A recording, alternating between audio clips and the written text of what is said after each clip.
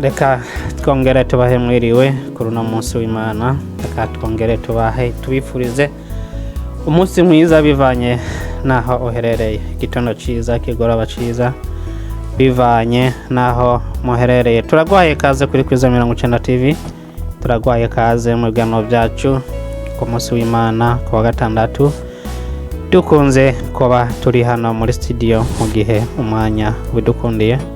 Rero kuri uno mwanya uko mubizi, Revera Pasiteri aba yamaze gushika hano kugira ngo ashobore kudushikiriza ijambo ry'Imana, ashobore kudushikiriza impanuro zitandukanye biciye mu ijambo ry'Imana.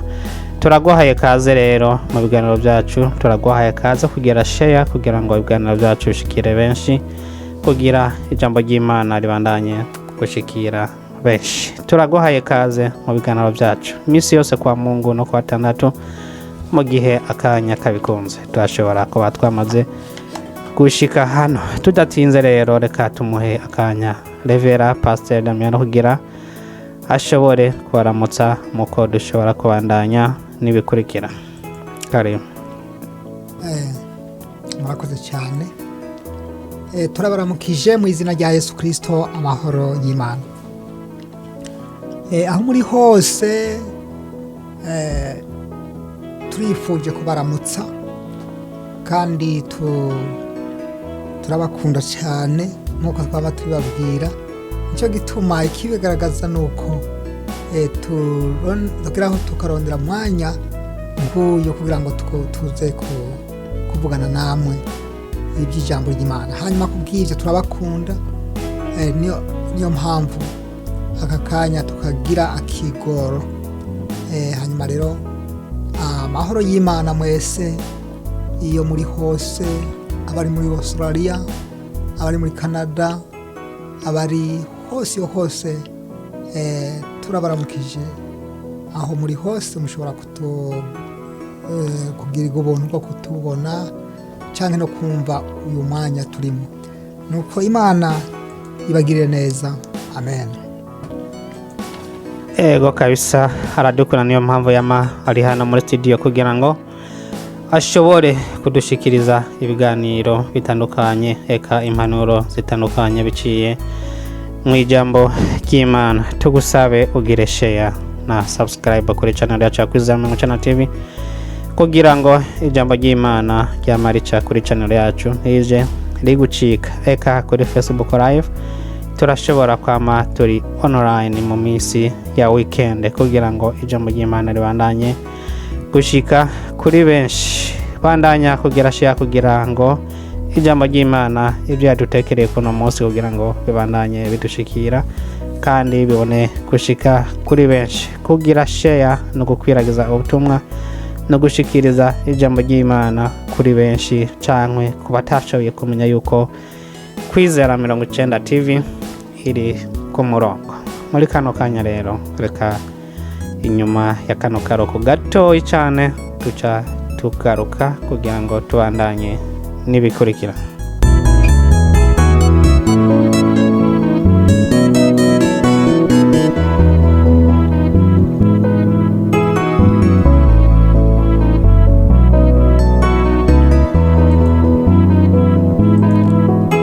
Turagushimira amaze kugira share kugira ngo utumire abagenzi bacu, imiryango yacu kugira ngo bumve ijambo ry'Imana. Revera Pasiteri amadushikitsa hano kuri Kwiza 90 TV. Eka tumuhe umwanya kugira ngo abandanye kudushikiriza ico yaduteguriye kuri uno munsi. Pasiteri, karibu. Murakoze cyane. Hanyuma kandi twongeye kubaramutsa ubugira kandi. Hanyuma amahoro y'Imana bandanye kubana namwe. Turabifurije. Hanyuma kandi aka kanya nako nkuko musanzwe mubizi, tuje kugira ngo tubashe kuyaga iby'ijambo ry'Imana, tumve ijambo ry'Imana rivuga kuri twe, kuri mwebwe, kuri urya kuri uyu n'urya. Uko ico rikuvuga ko, ico rimvuga ko icyo ijambo ry'Imana rivuga. Rero nuko uyu mwanya reka tubanze dusenga Imana. Mu izina rya Yesu Kristo, uragororoka kandi uri ukuri, uri amahoro. Nta yindi Mana iriho mu isi no mu ijuru, ni wewe Alufa na Omega. Uyu mwanya twongeye kuvuga ngo ongera kumanuka ubane natwe, turinde ikibi n'igisa naco, marayika wawe murinzi abambi ihema hejuru y'ubwoko bwawe. Kandi Mwami Imana, uduhe kudaha tudasumbukira, kandi ikiruta byose Mwami, uhaze ubwoko bwawe. Naco dufise mu ntoki nta n'ikintu na kimwe, ariko twizera neza yuko ukuboko kwawe gukomeye kuje kubana n'ubwoko bwawe, kuko wavuze ngo mumpamagare nanje ndi hamwe namwe. Mu izina rya Yesu, ubuti 2 3 bateranye mu izina ryanje, nzobaha ico bateranye bagomba. Natwe rero turazi turateranye, ntabwo turi umwe, ntabwo turi babiri gusa, turi shengero rizima. Hanyuma kubw'ivyo turasabye kugira ngo ukomeze kuza kubana natwe, hanyuma utwigishe ivyo twiteze kandi turabyiteguriye, mu izina rya Yesu Kristo, amen. Amen. Hanyuma reka turabe ijambo ry'Imana tugomba kusangira muri uyu mwanya. Ijambo tugomba gusangira ni ijambo rivuga ngo rivuga ko umuntu yararwariye ku kidengezi c'amazi. Umuntu yararwariye ku kidengezi c'amazi. Hanyuma uko byagenze, inkuru z'umuntu yararwariye ku kidengeri c'amazi, hanyuma citwa Bethsaida. Nuko rero turabe uyo muntu yarahagwariye. Hano turiko turabona inkuru zivuga ngo umuntu yaragwariye ku kidengeri citwa Bethsaida. Nuvuga ngo uwo muntu yaragwaye yarinde, hanyuma uwo muntu yaragwaye byagenze gute, hanyuma inkuru ziwe avugwa kwiki uwo muntu. Tugomba rero turabe ico inkuru hano. Indanze y'amajambo ivuga ngo umuntu yaragwariye ku kidengeri citwa Bethsaida. Hanyuma uwo muntu yaragwaye ninde, hanyuma mbega byagenze gute, imperuka yiwe yabaye yihe muri uko kugwara ari ku kidengeri c'amazi. Hanyuma turabe ijambo ry'Imana. Hanyuma y'ivyo dusoma Yohana 5 umurongo wa mbere ngo hanyuma y'ivyo haba iminsi mikuru y'Abayuda, Yesu aduga Yerusalemu, kandi Yerusalemu hari hafi y'irembo ry'intama, hari ikidengeri mu Giheburayo citwa Bethsaida, cariko amabaraza 5. Muri ayo hari haryamye abantu benshi barwaye, impumyi n'abacumbagira n'abanyunyutse, bari barorereye kw'amazi, bari barorereye kw'amazi azikuruka, kuko rimwe na rimwe umumarayika yamanuka akaja muri kino kidengeri akazikurura amazi, maze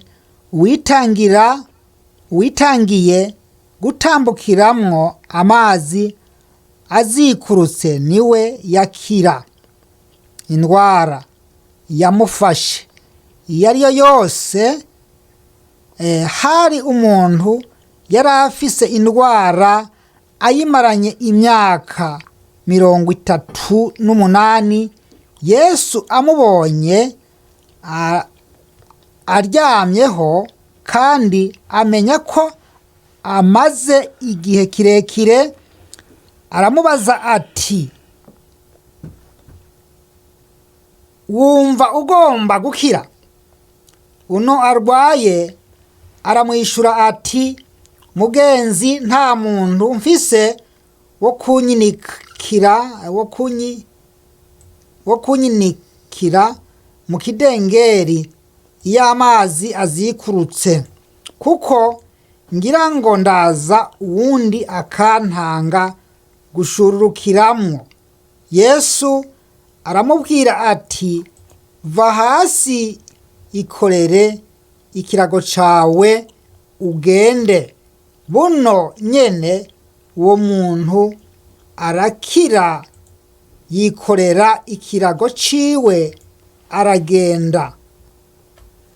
Imana yacu ihabwa icubahiro. Nuko hano hejuru twayumvise ngo umuntu yararwariye ku kidengezi dengeri citwa Betesida. Hanyuma twavuze tuti turabe izo nkuru, kuko iyo ndanzi y'amajambo ivuga uko, turabe rero iyo nkuru icyo yoba ishaka kuvuga.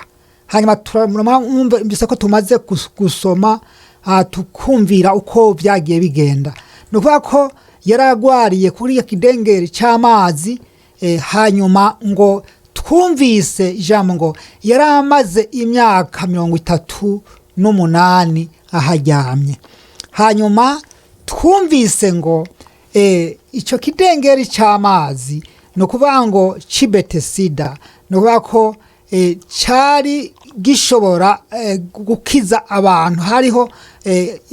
hariho ibintu bita chance abantu bagira muri abo bantu baza kuharyama. Hashobora kuba abantu baza bakagirirwa ubuntu, bagashobora kuba bokira. Hanyuma muri uko gukira kwabo, murumva ukuntu byari bimeze, nuko byari biteguye uko. Hariho umumarayika rimwe na rimwe yaza agashika muri ico kidengeri akakizikurura. Amaze kuza, abantu rero bagira ubuntu bakabibona.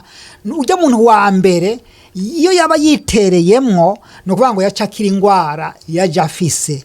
Hanyuma rero nuko nukuvuga ngo abo bandi, uwo wundi nawe yarahamaze imyaka 38 arindiriye ko yoshobora gukira.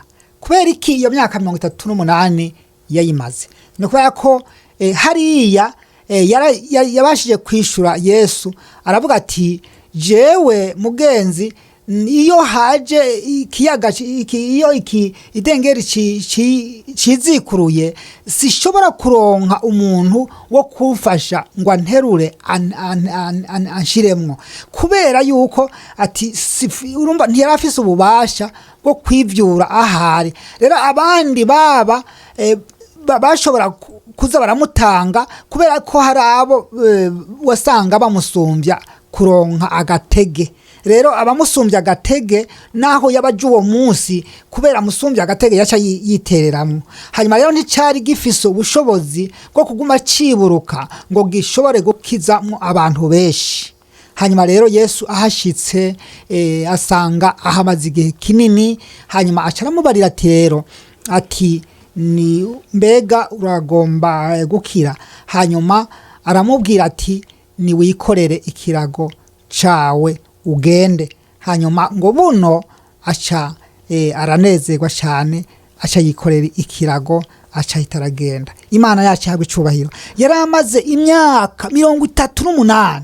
Hanyuma aho tukuramwo isomo gukuramwo, nukuvuga ngo Yesu ni umunyembabazi. Hanyuma ikindi tuza gukuramwo, tuza gusanga yuko hano Yesu ni umunyembabazi, ni umukiza, kandi yari yazanywe no gukiza, hanyuma kandi no kubohora ibiboshwe.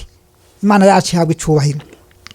Nuko iyo turavye hariya muri Yesaya 9 avuga ngo ni umukiza, ngo w'amahoro, ngo butware, ngo buri ku bitugu, ngo vyiwe, ngo yitwa igitangaza, ngo yitwa umujenama. Hanyuma rero hano bica bitwibutsa iki, canke se bica bitwereka isomo ryiza cyane.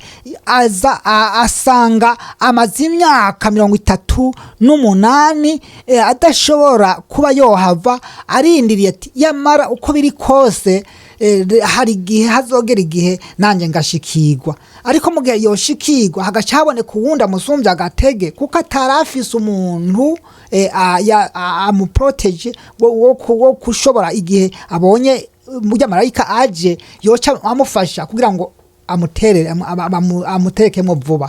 Hanyuma rero ku bw'ibyo bituma iyo myaka yose ayimara, ariko Yesu ahashitse asanga amugaye igihe kirekire, asanga yaraboshwe igihe kirekire, asanga yarababaye igihe kirekire, asanga yararushe. Hanyuma bigezaho aca aramuruhura. Muri uko kumuruhura amubarira ati ikorere ikirago cawe wigire. Hanyuma aca ahita aragenda. Imana yacu ihabwa icubahiro. Bishaka kuvuga iki rero? Yesu ni umukiza. Yesu ingwara zose n'ubumuga ni ukuvuga ngo niko kazi kiwe ko kuzikuruhura. Ni ukuvuga ngo Yesu yazanywe no kuruhura imitwaro no gukiza ingwara, ubumuga bwose bushobora kuba bukuriko, yiteguye kubugukiza. Imana yacu ihabwa icubahiro. Hanyuma rero kubw'ibyo aha bishaka kutwibutsa ko ngo yarafise ingwara ngo ayimaranye igihe kinini ngo adafise umuntu yoshobora kumutereramo. Birashika nawe ukaba ufise ingwara nini cyane yakwizingiriye igihe kinini, ariko ukaba udafise umuntu wo gushobora kukugira inama wo kukwereka uko bikora kugira ngo ubashe gukira iyo ngwara. Kubera impamvu ziki ntufise inzira ucamo. No kuvuga ngo rero uyu Yesu, urabe uyu Yesu wari uhanga amaso, uyu Yesu afise ububasha bwose bukomeye bwo kugukiza ingwara yakumugaje cyangwa yakubanyeko imyaka myinshi. Hanyuma uyu aremera ati ndagomba gukira. Hanyuma rero asharamubwira ati ni wikorere ikirago cawe ugende. No kuvuga ko byumvikana arababariwe ibyaha kandagiriye ko arakijijwe ingwara. Yaje gukiza ingwara, yaje no gukiza ubumuga bwamugaje abantu bw'umubiri. Imana yacu ihabwa icubahiro. Rero nawe urashobora kufisa ingwara yakumugaje, urashobora kufise ingwara ikurembeje, urashobora kuba ufise icaha cakwizingiye ko cyane kikakubera ubumuga, kikaguhetamika, noneho ukaba udashobora kugororoka kubera ubumuga bw'icaha, kubera ubumuga bw'ingwara. No kuvuga ngo Yesu ibyo byose arabishoboye. Arashoboye kugukiza ingwara y'icaha, arashobora kugukiza ingwara z'ubumuga. Imana yacu, ingwara yo mu mutima ni icaha. Hanyuma ingwara k'umubiri no kuvuga ngo ni ingwara zindi zisanzwe. Hanyuma izo zose yaje afise ububasha bwo kuza kuzikiza. Abantu bari bamugaye arabamugurura, abantu bari abanyamibembe arabakiza, abantu bari bafise ingwara arababarira, hanyuma arabakiza. Kubw'ivyo rero ngo kuko hano kuri kane yavuze ngo kuko rimwe na rimwe umumarayika yamanuka aja muri kino kidengeri akazikurura amazi, maze uwitangiye gutambukiramwo mu mazi azikurutse niwe yakira indwara yamufashe iyo ariyo yose. Hariho umuntu yari afise indwara ayimaranye imyaka 38. Yesu amubonye aryamyeho kandi amenya ko amaze igihe kirekire, aramubaza ati wumva ugomba gukira? Uno arwaye aramwishura ati mugenzi, nta muntu mfise wo kunyinikira mu kidengeri iyo amazi azikurutse, kuko ngira ngo ndaza uwundi akantanga gushururukiramo. Yesu aramubwira ku munani, yavuze ati Yesu aramubwira ati va hasi ikorere ikirago cawe ugende. Buno nyene uwo muntu arakira, yikorera ikirago ciwe aragenda. Amen. Buno nyene yikorera ikirago ciwe aragenda. Hanyuma ati mugenzi, yaramubaje ati mugenzi mbega uragomba gukira? Hanyuma nuko yaraje asanga hamaze igihe, ngo Yesu nyene ngo ahashitse yaciye abona ahamaze igihe kirekire, hanyuma ashahita aramubohora. Iyo myaka 38 yarayimaze. Hanyuma isomo dukuramwo no kuvuga ngo uyu muntu yari afise ukwihangana. Imyaka 38 arizera ati ivyo arivyo byose nuko biri kose sinzova hakuri iki kidengeri c'amazi, nubwo ntashobora nubwo ntashobora kuronka uburyo bwo kwitereramwo, ariko yakomeje kugira ukwizera kuko igihe kidni cyashika hari igihe azoshobora gukira ingwara. Imyaka 38 arayimara atarakira, abandi bamutanga, mugabo abandanya kugira kwizera, abandanya kugira icizere ko bizogera igihe bigashika, ntiyarambigwa, abandanya kugira icizere.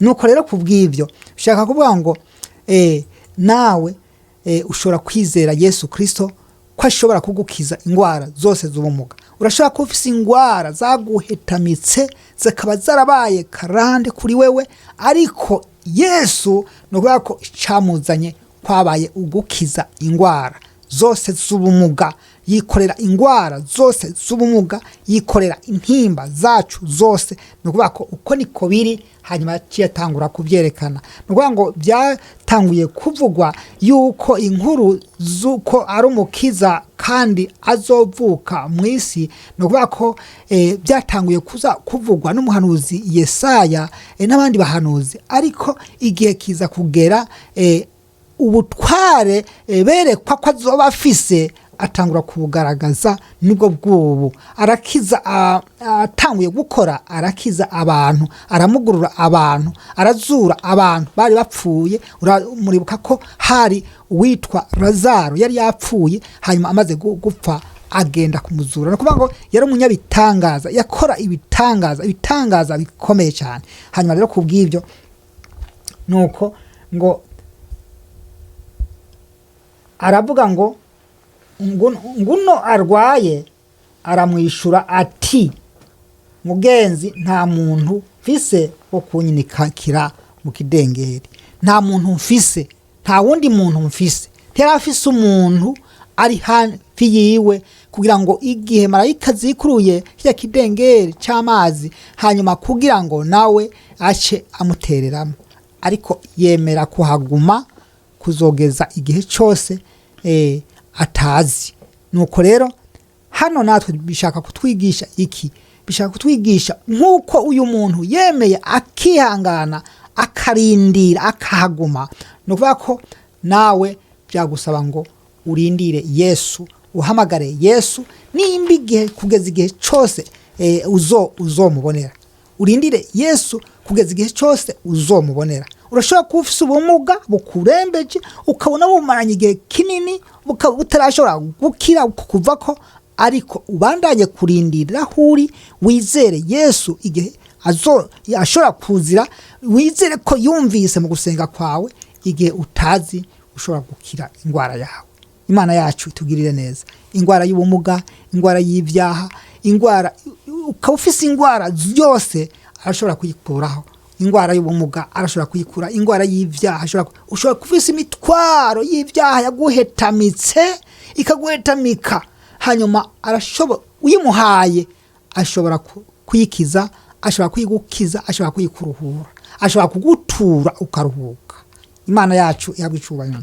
Niyo mpamvu hariya usabye muri yarabye muri Yesaya avuga ngo yemwe abarushe n'abaremerewe nimuze munsange mwese ndabaruhura. Imana yacu ihabwa icubahiro. Yesu rero arashobora kukuruhura.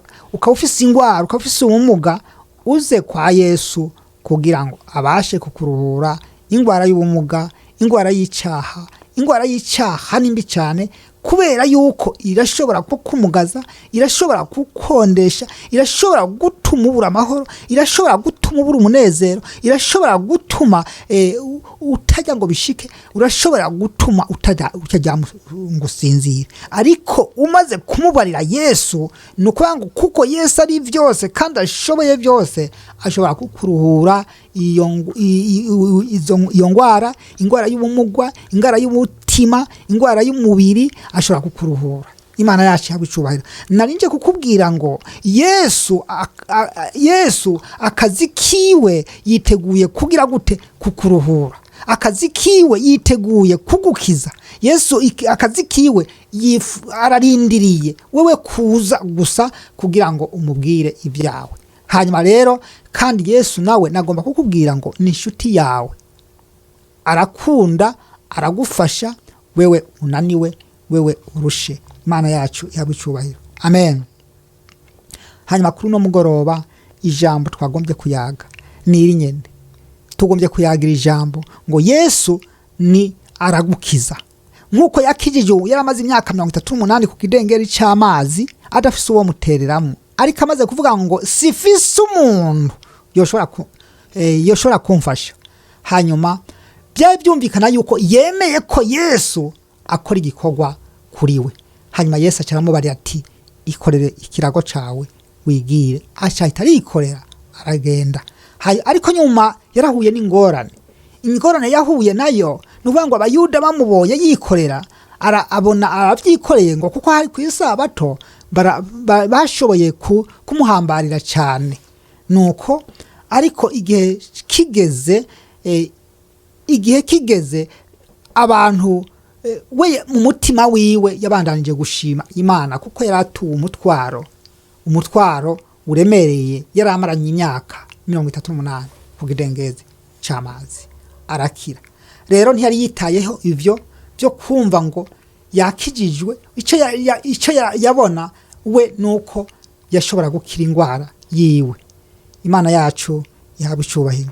Hanyuma rero Yesu yaje gukiza no kubohora imbohe ziboshwe, nukuvuga ko rero atangura kubikora. Hanyuma rero ivyo yakora kijya gihe n'uyu munsi kandi yiteguye kubikora kandi aracabikora. Uriho rero ngo ushobore kumuzanira ingwara y'ubumuga ayigukize. Ingo rero umuzanire ingwara y'ubumuga ayigukize, kuko avuga ati abarushe n'abaremerewe mwese muze aho ndi musange ndabaruhura. Hanyuma nukuvuga ngo mwikoreze ingata itababaza. Imana yacu itugire neza. Amen. Nuko Imana yacu itugire neza. Iri jambo ni jambo ryiza cyane, ryaramfashije kuko maze kubona ukuntu yaragwaye amaze imyaka 38 ku kidengezi cy'amazi. Hanyuma akemera ko Yesu amugira inama. Hanyuma amaze kuvyemera, hanyuma Yesu aramubarira ati ikorere wigire. Ashahita aragenda. Nukuvuga ngo abarabohotse. Nukuvuga rero Yesu tumubonamwo numukiza, numunyembabazi, yamugiriye imbabazi, amugirira ikigongwe, hanyuma abasha gukira. Sivyo gusa, hariho n'uwundi yaragwaye, yaramaze imyaka 8 ari impumyi. Hanyuma mw'ico gihe Yesu amushikako, hanyuma nawe aramuhumura.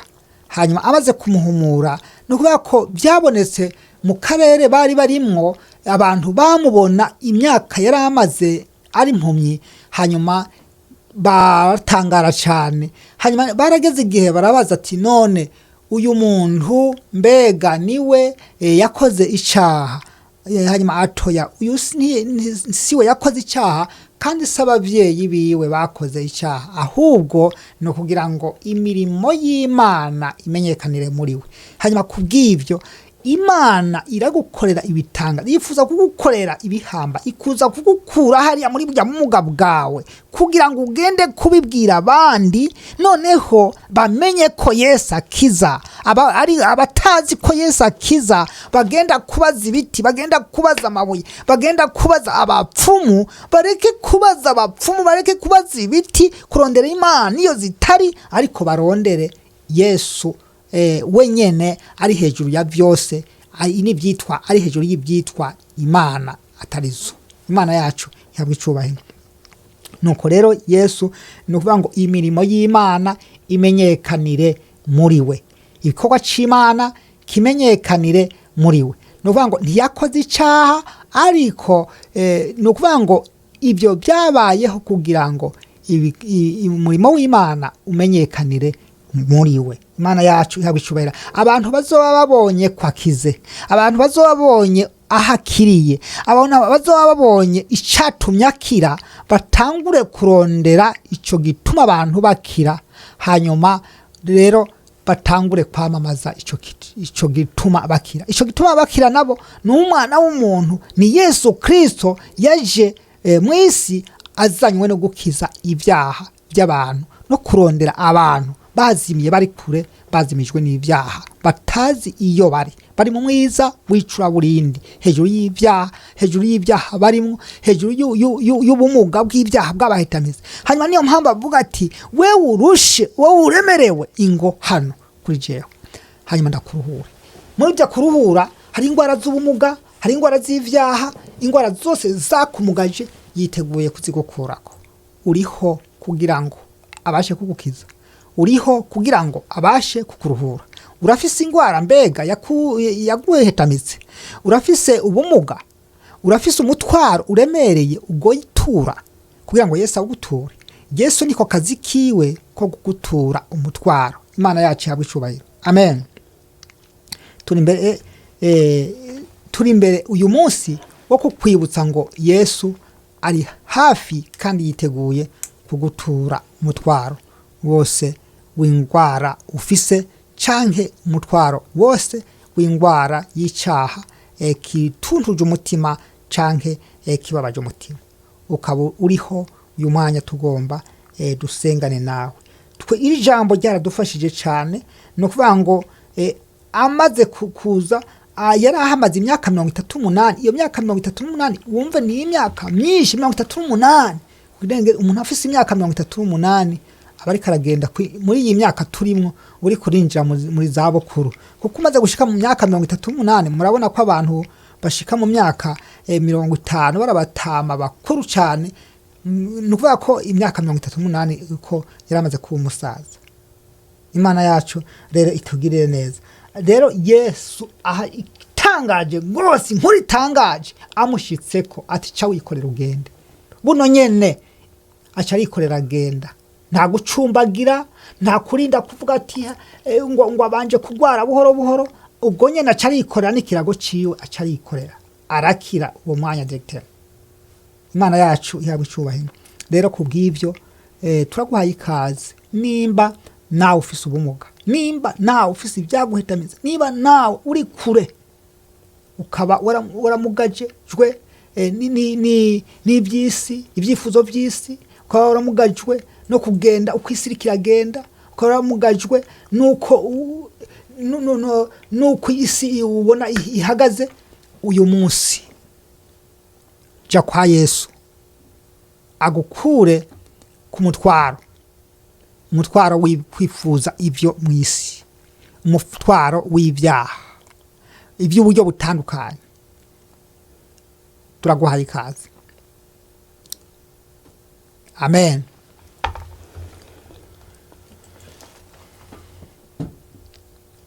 Tugomba dusenga Imana. Ukaba uriho tugire dusenge. Naje kukwibutsa yuko Yesu ari umukiza, kandi ari we aruhura, kandi afise ububasha bwose bwo kukugirira neza no kukurura no kugutora imitwaro wawe ufise. Rero ukaba uriho tugire dusenge. Turasenze mu izina rya Yesu Kristo. Turi imbere y'amaso yawe uyu mwanya, zisaha tumaze kumva ijambo ryawe Mwami, ijambo ritwibutsa ukuntu washitse ku kidengeri c'amazi hariya i Betesida, hanyuma ukahasanga umugwayi yaragwaye igihe kirekire, ababajwe cyane, ibyizigiro bisa nk'ibyagiye kure yiwe, kubera yabona yuko abandi bose bazana nyuma bamutanga, ariko uhashitse kuko uri Imana, uhashitse kuko uri umunyabushobozi, uhashitse kuko ufise ubutware, uhashitse kuko uri byose, uca umubera byose. Umubare ati niwikorere ugende, ashahita aragenda. Bishaka gusigura ngo wowe wese azoba ari kimuga, wowe wese azoba mugaye, wowe wese azoba arushe, azohanga amaso kuri wewe, hanyuma nawe uzomuruhura. Nuvuga ngo igikorwa cawe no kuza gukiza abantu bamugaye, no kuza gukiza abantu barushe, no kuruhura abafise imitwaro no kuyibatura. Mu izina rya Yesu turasabye kugira ngo abafise imitwaro bose ubature kandi ubaruhure. Mu izina rya Yesu turasabye kugira ngo byose bikoreke. Amen.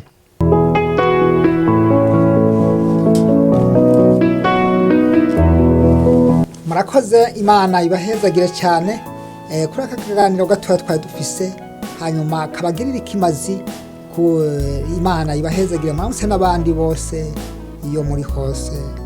Amen. Turagushimira we washoboye kubanya natwe. Aravuze ati nakajambo gatoya, ariko ntabwo ari akajambo gatoya kuko nta kintu na kimwe, nta kantu na gato kava ku Mana kaba gato. Twizere yuko kaba gato cyangwa kaba kanini kashoboye kugufasha, kuko mwamaze kumva yuko ari umuntu yagwariye ku kidengere cy'amazi, ahagwarira imyaka myinshi cyane ishika 38, ariko akahaguma kuko yari yamaze kumenya yuko hari ubukiriro.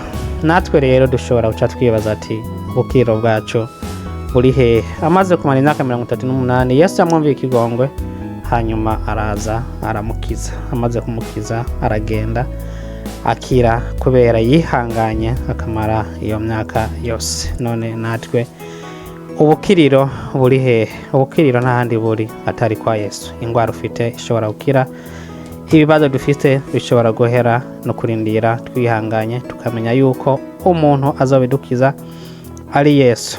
Na Bibiliya iravuga ati Yesu ntabwo anyaruka kandi ntabwo ateba. Kwizera 90 TV twari ku murongo muri kano kanya, eka tuzosubira kugaho ku murongo ku munsi w'indwi ikurikira, niyo akanya kabidukundira. Twizere yuko mwamaze kugera share na subscribe kuri channel yacu kugira ngo ibiganiro byacu bibandanye gushika kuri benshi. Tukwifurize ijoro ryiza, igitondo cyiza, bimenya naho uri, eka naho ubutaha tuzoba dusubira. Bye.